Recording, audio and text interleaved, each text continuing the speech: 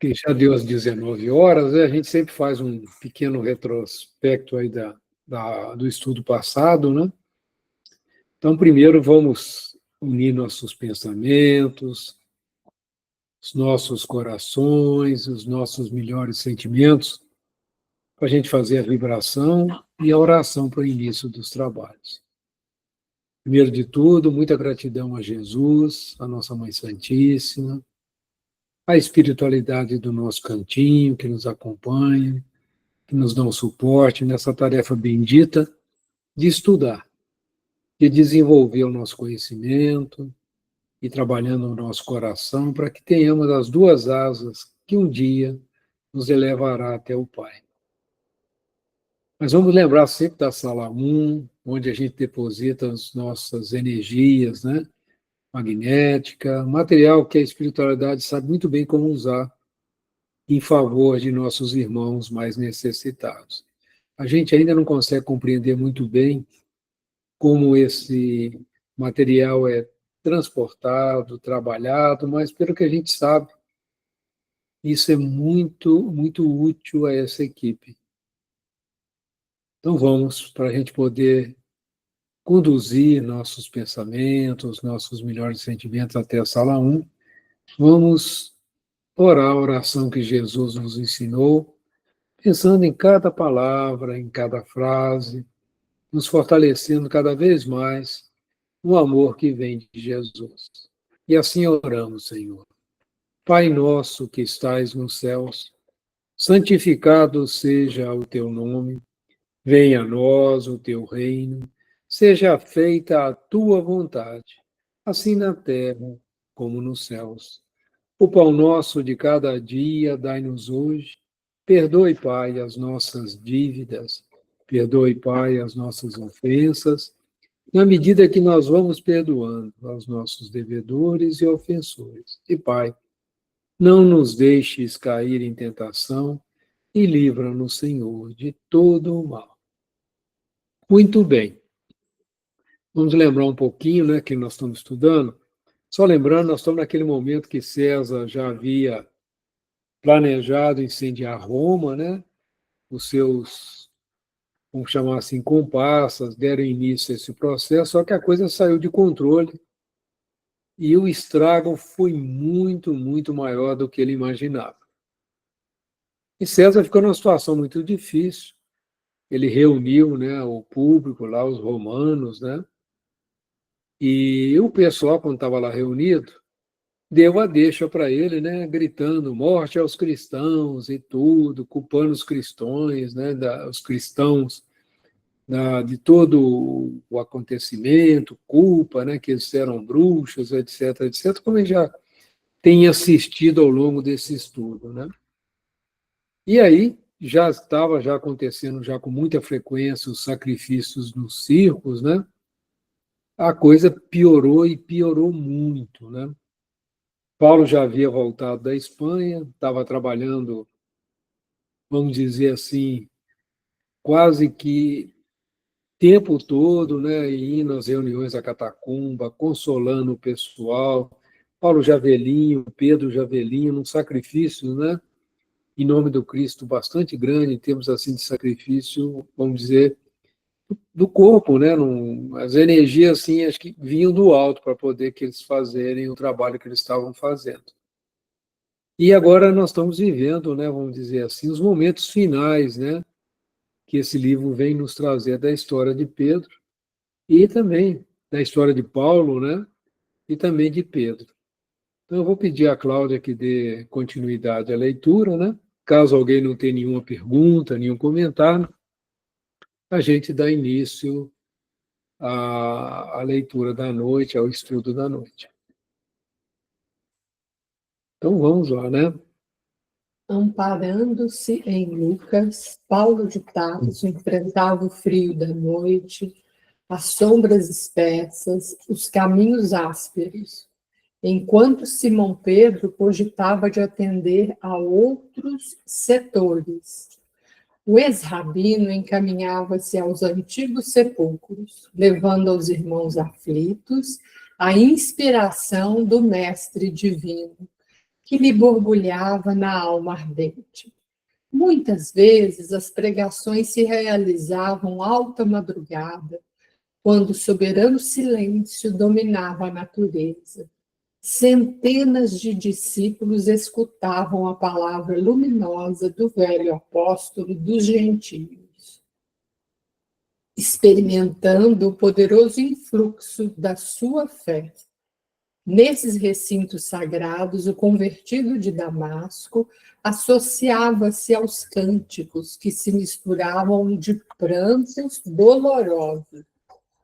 O Espírito santificado de Jesus parecia pairar na fronte daqueles mártires anônimos, infundindo-lhes esperanças divinas. 2 meses haviam decorrido após a festa hedionda, e o movimento das prisões aumentava dia a dia. Esperavam-se grandes comemorações. Alguns edifícios nobres do Palatino, reconstruídos em linhas sóbrias e elegantes, reclamavam homenagens dos poderes públicos. As obras de reedificação do grande circo estavam adiantadíssimas. Era imprescindível programar festejos condignos. Para esse fim, os cárceres estavam repletos.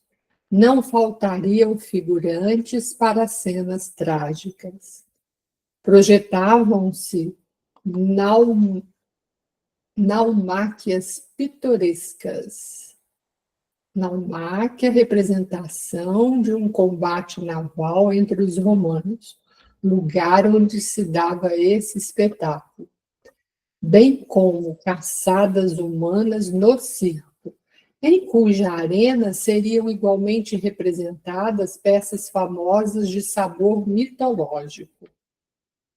Os cristãos oravam, sofriam, esperavam. Certa noite, Paulo dirigia aos irmãos a palavra afetuosa no comentário do Evangelho de Jesus. Seus conceitos pareciam, mais que nunca, divinamente inspirados. As brisas da madrugada penetravam a caverna mortuária, que se rochas bruxuleantes. O recinto estava repleto de mulheres e crianças, ao lado de muitos homens embuçados. Embuçado é pessoa que traz a cara tapada com embuço. Tapar até os olhos, disfarçar, dissimular, encobrir, envolver-se na capa, tapar o rosto. Depois da pregação comovedora, ouvida por todos, com os olhos molhados de lágrimas, o ex-tecelão de Tarso perorava solícito. Sim, irmãos, Deus é mais belo nos dias trágicos. Quando as sombras ameaçam o caminho, a luz é mais preciosa e mais pura. Nestes dias de sofrimento e morte, quando a mentira destronou a verdade e a virtude foi substituída pelo crime, lembremos Jesus no madeiro infamante. A cruz tem, para nós outros, uma divina mensagem. Não desdenhemos o testemunho sagrado, quando o Mestre, não obstante imáculo, só alcançou neste mundo batalhas silenciosas e sofrimentos indefiníveis. Fortaleçamo-nos na ideia de que seu reino ainda não é deste mundo. Alcemos o espírito à esfera do seu amor imortal.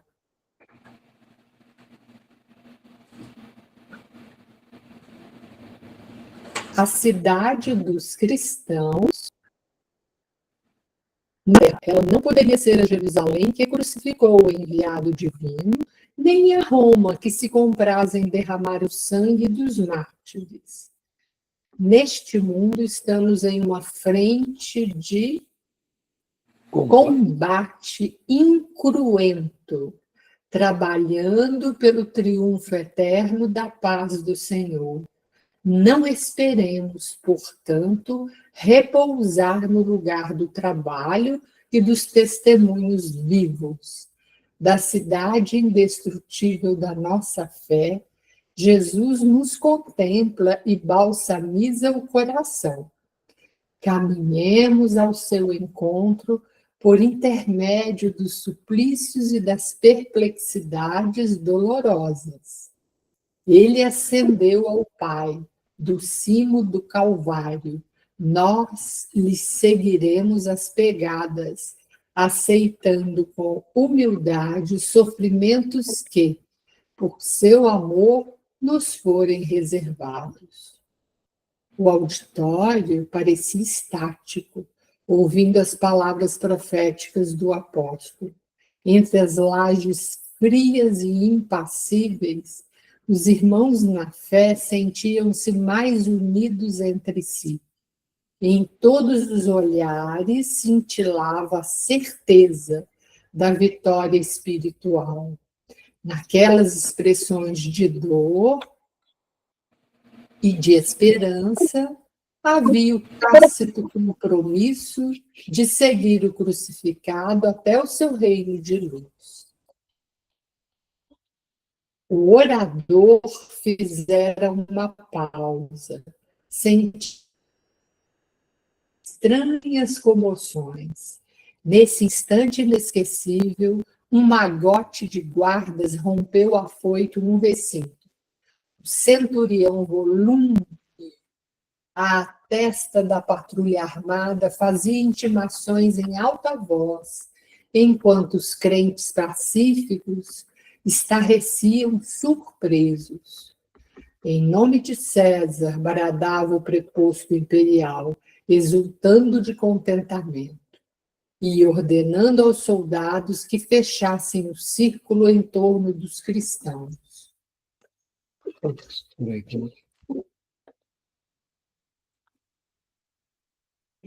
Indefesos, continuava gritando de um modo espetacular, e que ninguém fuja, quem o tentar morre como um cão, apoiando-se a forte cajado, pois nessa noite não tivera a companhia de Lucas.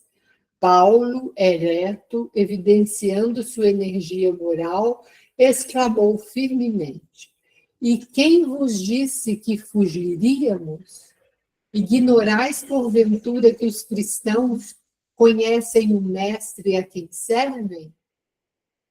Sois emissário de um príncipe do mundo, que estes sepulcros esperam, mas nós somos trabalhadores do Salvador magnânimo e imortal.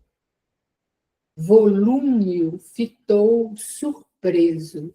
Quem seria aquele velho, cheio de energia e combatividade?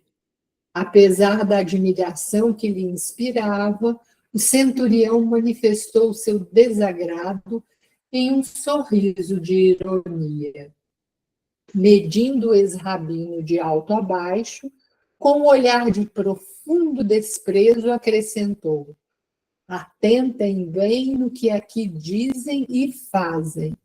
E depois de uma gargalhada, dirigiu-se a Paulo com insolência. Como ousas afrontar a autoridade de Augusto? Devem existir, de fato, diferenças singulares entre o imperador e o crucificado de Jerusalém. Não sei onde estaria seu poder de salvação para deixar suas vítimas ao abandono, no fundo dos cárceres ou nos postes do martírio. Essas palavras eram pontilhadas de mordaz ironia, mas o apóstolo respondeu com a mesma nobreza de convicção: Enganai-vos, centurião. As diferenças são apreciáveis. É que vós obedeceis a um infeliz e odiento perseguidor. E nós trabalhamos por um Salvador que ama e perdoa. Os administradores romanos, impensadamente, poderão inventar crueldades, mas Jesus nunca cessará de nutrir a fonte das bênçãos. A resposta produzira grande sensação no auditório.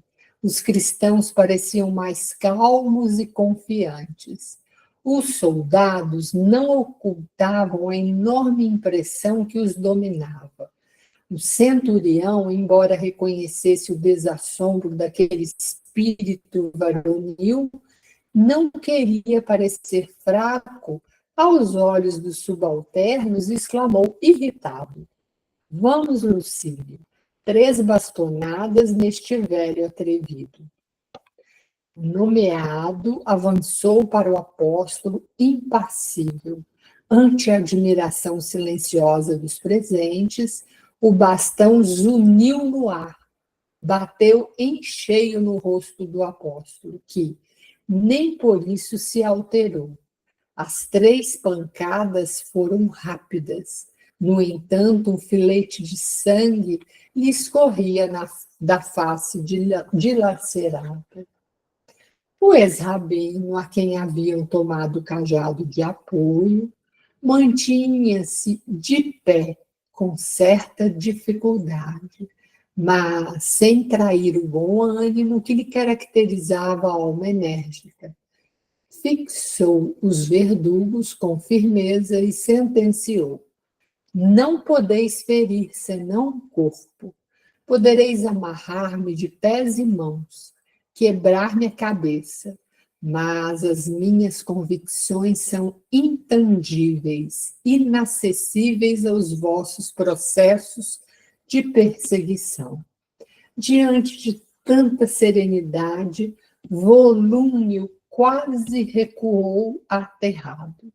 Não podia compreender aquela energia moral que se lhe deparava aos olhos cheios de espanto.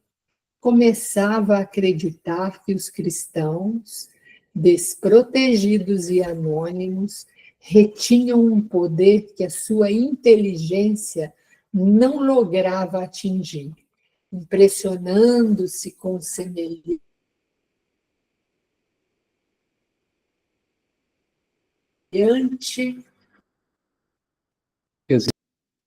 impressionando-se com impressionante resistência, organizou à pressa as filas dos pobres perseguidos, que humildes obedeciam sem vacilar.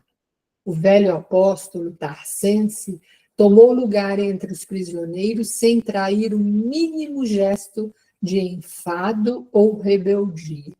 Observando atentamente a conduta dos guardas, exclamou quando se deslocava o bloco de vítimas e verdugos ao primeiro contato com o relento frio da madrugada: exigimos o máximo respeito para com as mulheres e crianças. Ninguém ousou responder à observação, articulada em tom grave de advertência. O próprio Volúmio parecia obedecer inconscientemente às admoestações daquele homem de fé poderosa e invencível. O grupo marchou em silêncio, atravessando as estradas desertas, chegando à prisão mamertina, quando listravam o horizonte os primeiros clarões da aurora. Atirados previamente em um pátio escuro, até serem alojados individualmente nas divisões gradeadas e infectas, os discípulos do Senhor aproveitaram esses rápidos momentos para conforto mútuo, para trocarem ideias e conselhos edificantes. Paulo de Tarso, todavia, não descansou. Solicitou audiência ao administrador prerrogativa conferida ao seu título de cidadania romana, sendo prestes atendido. Expôs sua doutrina sem rebuços e, impressionando a autoridade com seu verbo fluente e sedutor, encareceu as providências atinentes ao seu caso, pedindo a presença de vários amigos, como Acácio, Domício e outros, para deporem no que concerne à sua conduta e antecedentes honestos. O administrador vacilava na resolução a tomar. Tinha ordens terminantes de recolher ao cárcere todos os componentes de assembleias que se filiassem à crença perseguida e execrada. No entanto, as determinações de ordem superior continham certas restrições, no sentido de preservar, de algum modo, os humiliores. Nota do autor espiritual: humiliores eram as pessoas de condição humilde, sem qualquer título de dignidade social, aos quais a corte oferecia recursos de liberdade, caso prestassem juramento a Júpiter, abjurando Cristo Jesus. Examinando os títulos de Paulo e conhecendo por meio de seus informes verbais as prestigiosas relações de que podia dispor nos círculos romanos, o chefe da prisão mamertina resolveu consultar Acácio Domício sobre as providências cabíveis no caso.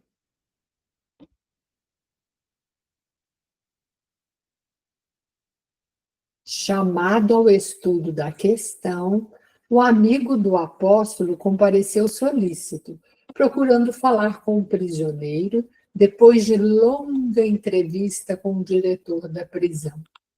Domício explicou ao benfeitor que a situação era muito grave, que o prefeito dos pretorianos estava investido de plenos poderes para dirigir a campanha como melhor entendesse, que toda prudência era indispensável e que, como último recurso, só restava um apelo à magnanimidade do imperador perante quem o apóstolo devia comparecer para defender-se pessoalmente, caso fosse deferida a petição apresentada a César naquele mesmo dia.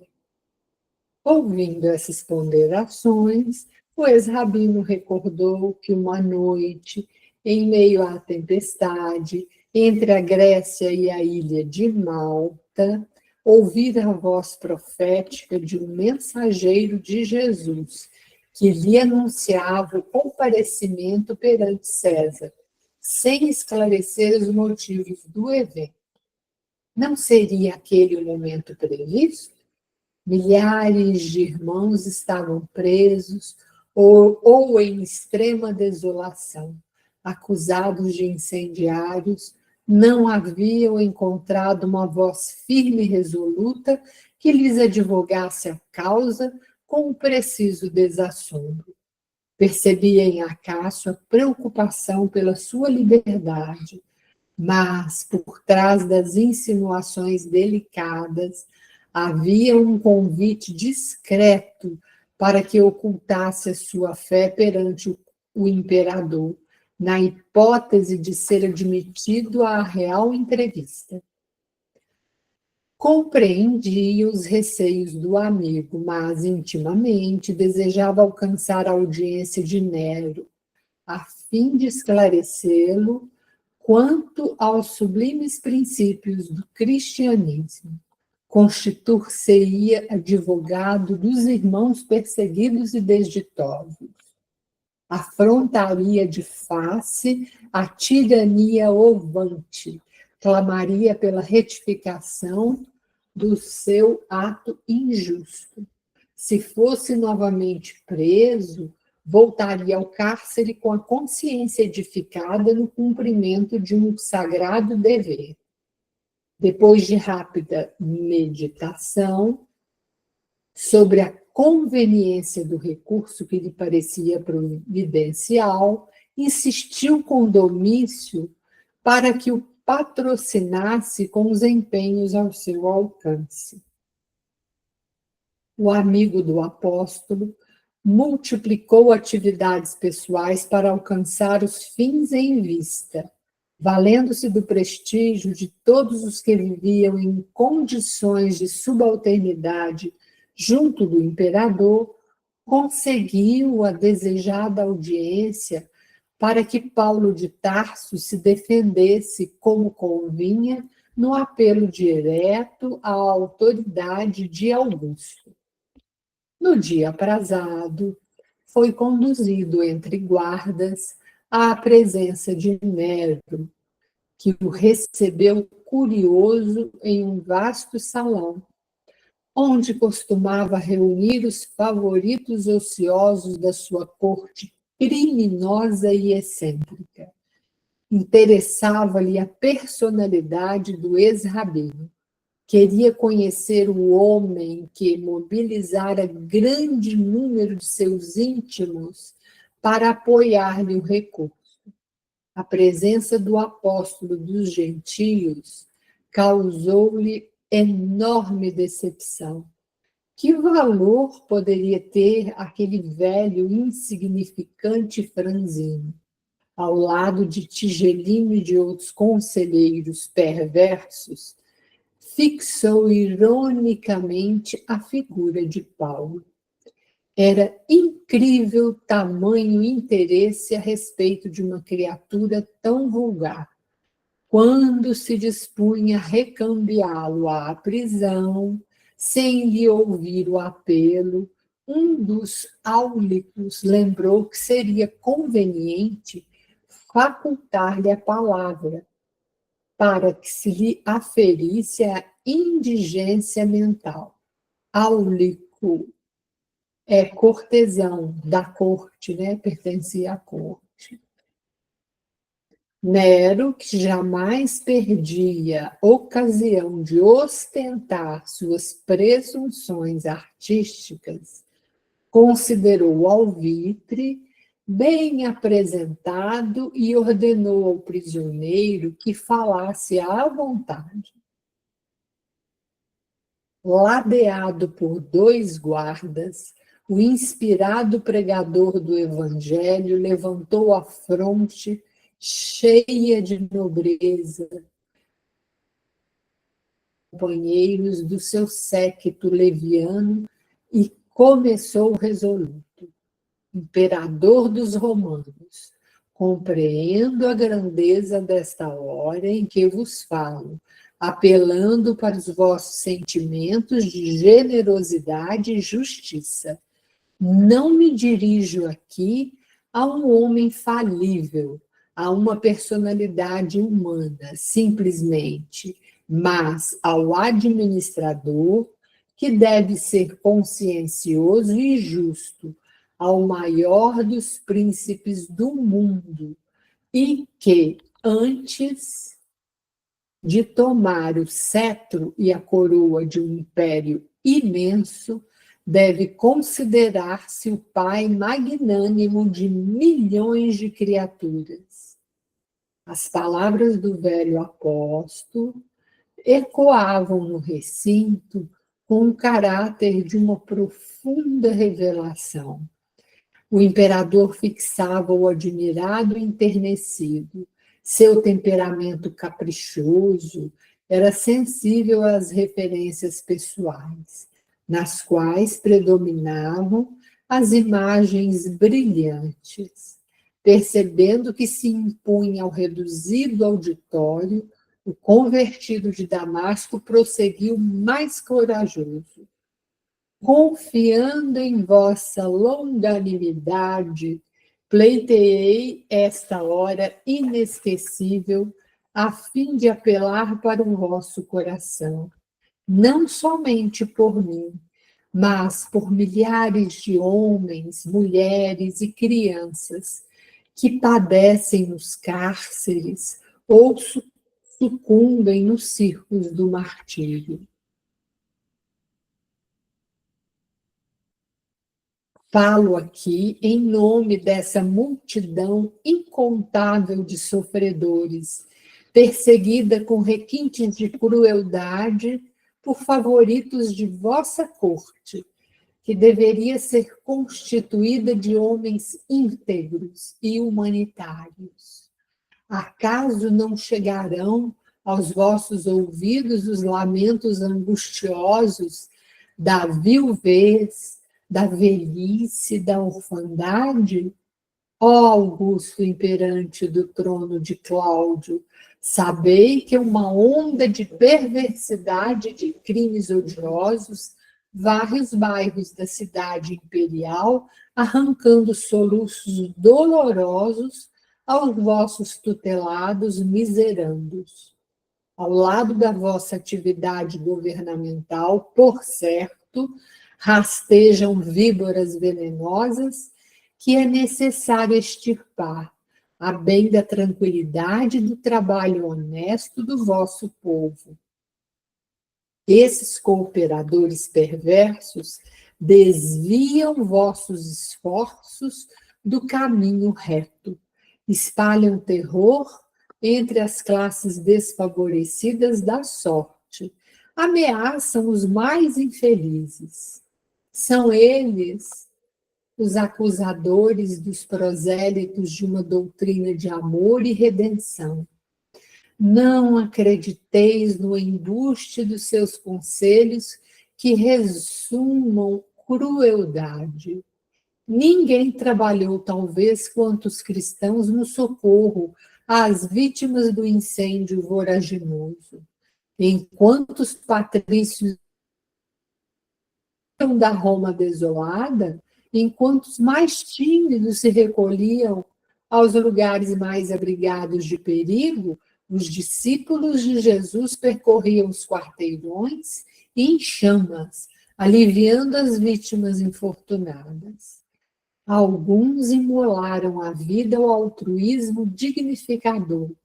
E, por fim, vede, os trabalhadores sinceros do Cristo foram recompensados com a pecha de autores do crime hediondo, de caluniadores sem entranhas. Acaso não vos doeu a consciência ao endossardes tão infames alegações à revelia de uma sindicância imparcial e rigorosa? No esfervilhar das calúnias, não vi surgir uma voz que vos esclarecesse. Admito que participais certamente de tão trágicas ilusões, porque não creio no desvirtuamento da vossa autoridade reservada às melhores resoluções em favor do império. É por isso, ó imperador dos romanos, que, reconhecendo o grandioso poder enfeixado em vossas mãos, ouso levantar minha voz para esclarecer-vos. Atentai para a extensão gloriosa de vossos deveres. Não vos entregueis à sanha de políticos inconscientes e cruéis.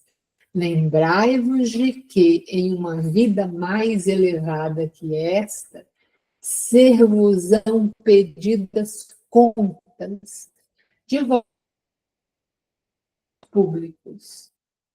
Não alimenteis a pretensão de que vosso cetro seja eterno. Sois mandatário de um Senhor poderoso que reside nos céus. Para vos convencerdes da singularidade de semelhante situação, volvei um olhar apenas ao passado brumoso. Onde os vossos antecessores? Em vossos palácios faustosos perambularam guerreiros triunfantes, reis improvisados, herdeiros vaidosos de suas tradições. Onde estão eles? A história nos conta que chegaram ao trono com os aplausos delirantes das multidões. Vinham soberbos, ostentando magnificências nos carros do triunfo, decretando a morte dos inimigos, adornando-se com os despojos sangrentos das vítimas. Entretanto, bastou um sopro para que resvalassem do esplendor do trono para a escuridão do sepulcro. Uns partiram pelas consequências fatais dos próprios excessos destruidores, outros assassinados pelos filhos da revolta e do desespero. Recordando semelhante situação, não desejo transformar o culto da vida em culto da morte, mas demonstrar que a fortuna suprema do homem é a paz da consciência pelo dever cumprido. Por todas essas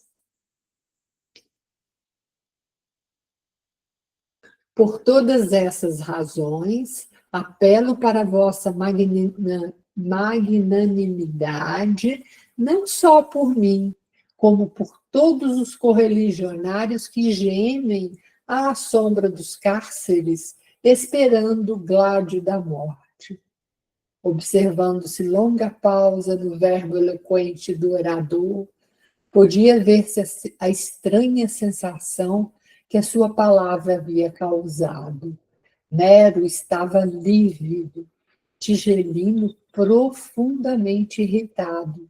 Procurava um recurso para insinuar-se com alguma observação menos digna a respeito do postulante. As raras cortesãs presentes não disfarçavam a indizível comoção que lhes abalara o sistema nervoso. Os amigos do prefeito dos pretorianos mostravam-se indignados, rubros de cólera. Depois de ouvir um áulico, o imperador ordenou que o apelante se conservasse em silêncio até que tomasse as primeiras deliberações. Estavam todos surpreendidos. Não se podia esperar de um velho franzino doente tamanho poder de persuasão. Um desassombro que raiava pela loucura segundo as noções do patriciado. Por muito menos, velhos e probos conselheiros da corte haviam alcançado o exílio ou a sentença de morte. O filho de Agripina parecia abalado. Não mais assentava no olho a impertinente Esmeralda, à guisa de monóculo. Tinha a impressão de haver escutado sinistros vaticínios. Entregava-se automaticamente aos seus gestos característicos quando impressionado e nervoso. As advertências do apóstolo penetravam-lhe o coração. Suas palavras pareciam ecoar-lhe nos ouvidos para sempre. Tigelino percebeu a delicadeza da situação e aproximou-se. Divino! Exclamou o prefeito dos pretorianos em atitude servil. A voz quase imperceptível. Se quiserdes, o atrevido poderá morrer aqui mesmo, ainda hoje. Não, não, redarguiu Nero comovido. Este homem é dos mais perigosos que tenho encontrado.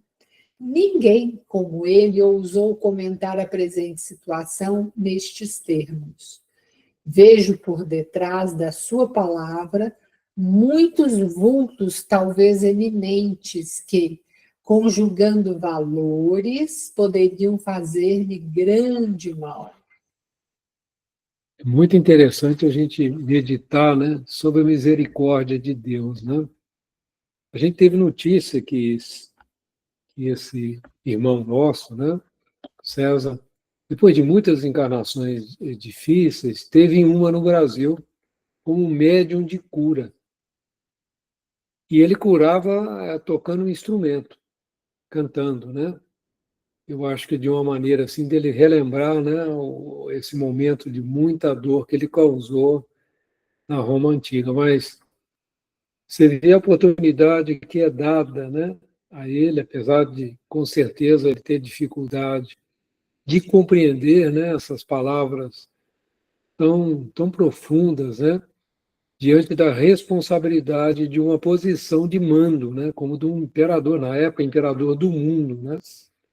Então, é muito importante, à medida que a doutrina espírita vá chegando aos corações daqueles que estão à frente dos povos, né, para que eles parem um pouquinho e meditem, porque basta se olhar, como ele lembrou, Paulo de Tarso lembrou, dos grandes imperadores romanos que hoje, na época, já haviam sido destruídos, né, ou já haviam encontrado o desencarne, mesmo aqueles reinos, né, que foram tomados por Roma, né, aqueles que eram reis que foram derrotados, todos esses são fatos, né, lógicos, e a pessoa, quando está numa posição de mando, parece que ela fica deslumbrada, né, e perde a noção da responsabilidade que lhes são colocadas às mãos, né? Daí a importância, né, como nós temos feito sempre as nossas orações pela paz no mundo, da gente confiar, de vibrar mesmo para aquela centelha de amor que cada um desses nossos irmãos que estão nessa posição tão difícil, que é a posição de mando, de poder, que essa centelha de amor seja soprada, né, que ela vá crescendo, para que eles não cometam tantos enganos, que o preço é muito alto. Nero teve encarnações assim muito difíceis ao longo desses milênios, né? E, e foi dada a ele, você imagina, a presença de Paulo, com um discurso tão claro, né? Dele mudar, né? Dele mudar o rumo da própria situação no futuro. Mas é muito difícil isso devido ao nosso egoísmo, ao nosso orgulho, né? Então, esse discurso vale tanto para esses grandes, né, que hoje do poder, né, terreno, como também para a gente meditar, né? Sempre é tempo da gente corrigir o rumo de nossas vidas, né? E Deus sempre se manifesta em sua misericórdia para nos acordar. Então, acho assim, eu estou colocando aqui a minha visão sobre essa passagem, né? A importância desse momento que é aqui descrito, né? Que tudo nesse livro, gente, foi escrito para nos ajudar na caminhada da nossa transformação moral.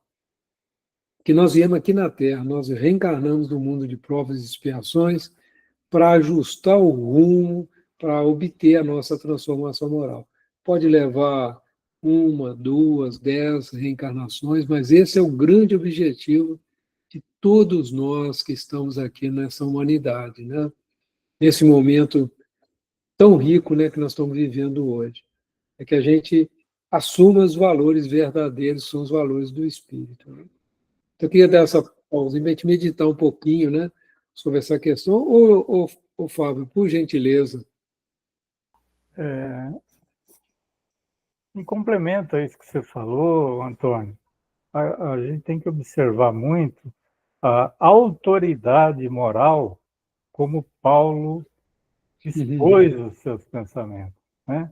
Ele chegou à frente do imperador do mundo, como você bem frisou, e o cara ficou em silêncio ouvindo o que ele falava. O que é isso? Demonstração de autoridade moral, né?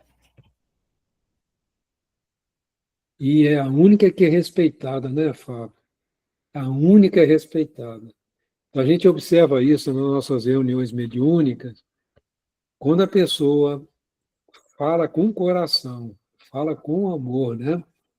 Ela atinge o coração desses irmãos, às vezes, equivocados, né? Eles acordam. E são instantes, assim, decisivos para a vida eterna deles, né? São mudanças de rumo. foi dada a César aí uma oportunidade, né, o filho de Agripina, né, a oportunidade de mudar o rumo. E muitas vezes o livre-arbítrio, né, nos leva, em função das questões do mundo, a ainda não ter a coragem, né, de tomar uma mudança em nossas vidas. Mas isso mesmo, Fábio, muito bem lembrado. E se Mas ele alguém gostaria de ele não comentar? conseguiu com isso mudar a atitude de Nero, pelo menos ele fez o Nero refletir, né? Porque os outros queriam esmagá-lo. Nero falou, não, espera aí, o que ele está falando tem muito de verdade, né? O fez Não, refletir. e se observa também, ele era muito danadinho, né? E estava preocupado, que ele tinha mania de perseguição, né? Ele achava que tinha muita gente contra ele. Ele ficou preocupado que tinha muitos vultos iminentes, né? Que ele poderiam estar assim, conspirando contra ele também. Então, ele falou assim, esse cara aí não é brinquedo não, né? É muito interessante a gente ver essas nuances, né, Fábio? E coisas muito presentes nos dias atuais, né? De uma maneira geral, a gente observa isso muito presente ainda, né? Nos meios de poder, né? Uma coisa fascinante essa passagem. Mais alguém, pessoal? Estou conseguindo participar aqui pelo WhatsApp e o Fábio falou muito bem, né, da autoridade moral. E uma outra coisa que a gente tem que pensar, qual é o papel, né? O Nero está encontrando Paulo não é à toa. Assim como Pôncio Pilatos encontrou Jesus, alguma coisa, né, essas duas almas tinham a desempenhar, né, nesse encontro. Por isso que bateu forte aí no Nero, né? Essa ascensão moral aí do Paulo. E não foi à toa que eles se encontraram, né? Não. Tantas idas e vindas, naufrágios, etc. Foi cair na mão de Nero, né? Assim como Cristo, né? E tantas possibilidades, ele foi cair nas mãos de Pôncio Pilatos. Que responsabilidade, né? E a misericórdia divina, né? Porque isso, com certeza, foi um divisor de água na vida de Nero também. Um momento ele vai lembrar, né? Isso vai ser uma alavanca para a sua mudança, para a sua transformação moral também. Isso fica gravado, né, na alma, né? Isso ninguém Fica. tira. Você imagina encontrar com Jesus, né? É uma marca, né? Indelével, é isso.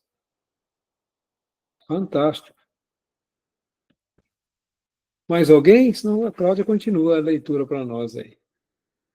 Concordo, disse o outro hesitante em voz muito baixa.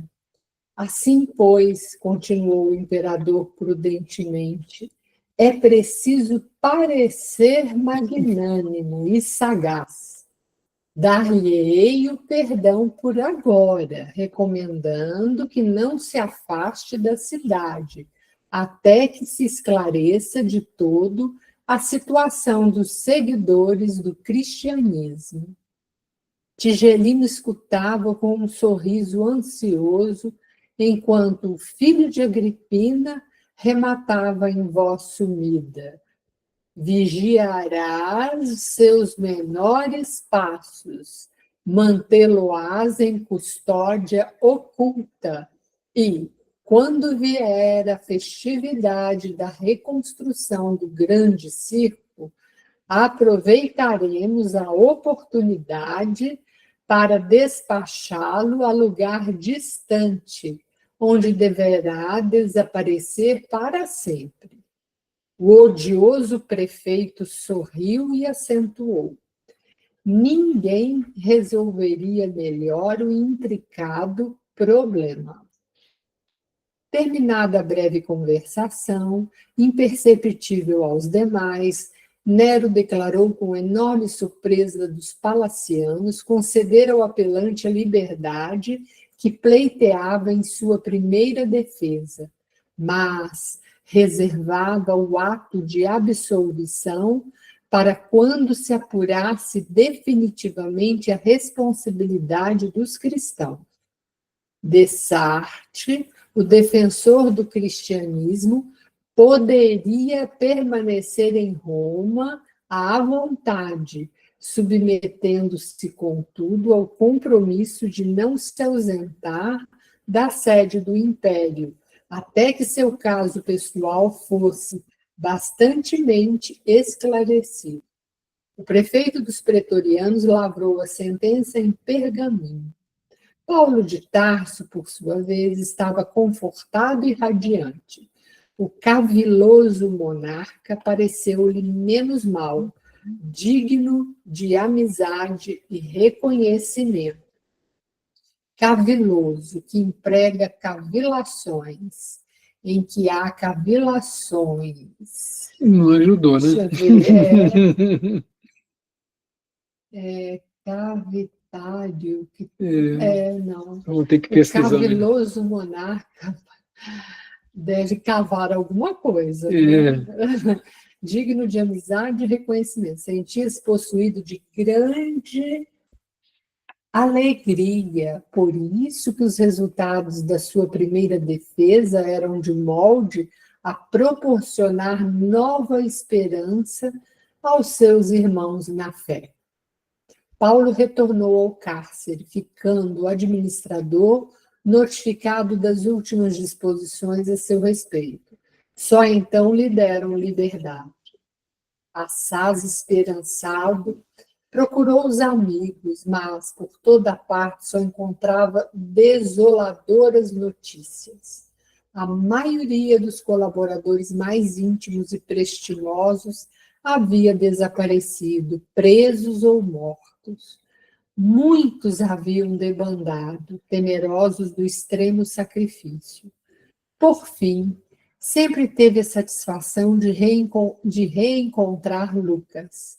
O piedoso médico informou dos acontecimentos dolorosos e trágicos que se repetiam diariamente, ignorando que um guarda o seguia de longe para lhe situar a nova residência. Paulo, acompanhado do amigo, atingiu uma casa pobre nas proximidades da Porta Capena. Necessitando repousar e fortalecer o corpo debilitado, o velho pregador procurou 2 generosos irmãos que o receberam com imensa alegria. Tratava-se de Lino e Cláudia, dedicados servidores de Jesus. O apóstolo dos gentios instalou-se no lar pobre com a obrigação de comparecer à prisão mamertina de 3 em 3 dias, até que se aclarasse a situação de modo definitivo. Não obstante o consolo de que se sentia possuído, o venerável amigo do gentilismo experimentava singulares presságios. Surpreendia-se a refletir no coroamento da carreira apostólica, como se nada mais lhe restasse senão morrer Por Jesus. por Jesus. Combatia tais pensamentos, no propósito de continuar propugnando pela difusão dos ensinamentos evangélicos. Não mais pôde encaminhar-se à pregação das catacumbas, dada a prostração física, mas valia-se da colaboração afetuosa e dedicada de Lucas para as epístolas que julgava necessárias. Nessas inclui-se a derradeira carta que escreveu a Timóteo, aproveitando 2 amigos que partiam para a Ásia. Paulo escreve esse último documento ao discípulo muito amado, tomando-se de singulares emoções que lhe enchem os olhos de lágrimas abundantes. Sua alma generosa deseja confiar ao filho de Eunice as últimas disposições, mas luta consigo mesmo, de modo a não se dar por vencido. O ex-rabino, ao traçar conceitos afetuosos, sente-se qual discípulo chamado a esferas mais altas, sem poder furtar-se à condição de homem que não deseja capitular na luta. Ao mesmo tempo em que confia a Timóteo a convicção de haver terminado a carreira, pede-lhe que envie a ampla capa de couro deixada em Troade, na casa de Carpo, visto necessitar de agasalho para o corpo abatido. Enquanto lhe envia as últimas impressões cheias de prudência e carinho, roga os seus bons ofícios para que João Marcos venha à sede do Império a fim de auxiliá-lo no serviço apostólico. Quando a mão trêmula e rugosa escreve melancolicamente: só Lucas está comigo. Nota do autor espiritual, a segunda epístola a Timóteo 4:11. Só Lucas está comigo, convertido de Damasco, e interrompe-se para chorar sobre os pergaminhos. Nesse instante, porém, sente afagar-lhe a fronte como flabelo de asas que adejassem de leve. Brando conforto lhe invade o coração amoroso e intrépido. Nesse ponto da carta, recobra novo ânimo e volta a demonstrar decisão de luta, terminando com recomendações atinentes às necessidades da vida material e aos seus labores evangélicos. Nós vamos deixar um finalzinho, né? Isso aí que é igual novela, né? Para o próximo capítulo nosso, né? E a gente falta 1%, né, do livro, faltam, aqui pelo que consta para mim, mais 6 páginas, né? Estamos fechando o livro, a gente fecha a semana que vem, acredito, né? A gente fecha esse estudo semana que vem. Mas é muito lindo esse livro, né, gente? Quanto aprendizado, né? Quanto aprendizado nós temos pela frente, né? Para ter esse coração intimorado, né? Corajoso, Paulo de Tarso. E ele continua trabalhando, gente. É um dos ministros do Cristo, né? Com a missão de trazer o Evangelho, né? Para o mundo inteiro, para a humanidade inteira, né? Encarnados e desencarnados. Ele e toda a equipe, né? Onde Emmanuel faz parte, né? Desse trabalho. Então, vamos agradecer essa primeira hora de estudo, né? Pedindo ao Pai que nos abençoe, nos fortaleça, né? Sempre nesse aprendizado bendito, né? Dos ensinos de Jesus. Todos nós tenhamos forças, né? De colocar em prática em nossas vidas. Hoje os obstáculos são de naturezas diferentes, mas a luta interna é sempre o nosso grande campo de batalha, né? Onde nós vamos trabalhando as nossas imperfeições, buscando cada vez mais fazer luz, né, em nossos corações. E assim, Senhor, te agradecemos por essa primeira hora.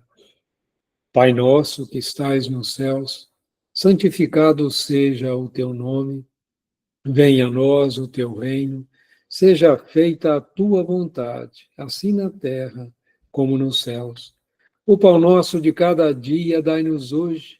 Perdoe, Pai, as nossas dívidas, assim como nós perdoamos aos nossos devedores.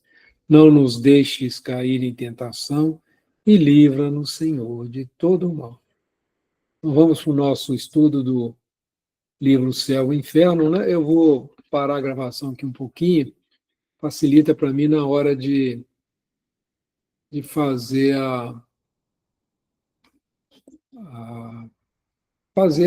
o trabalho no YouTube, né? Deixar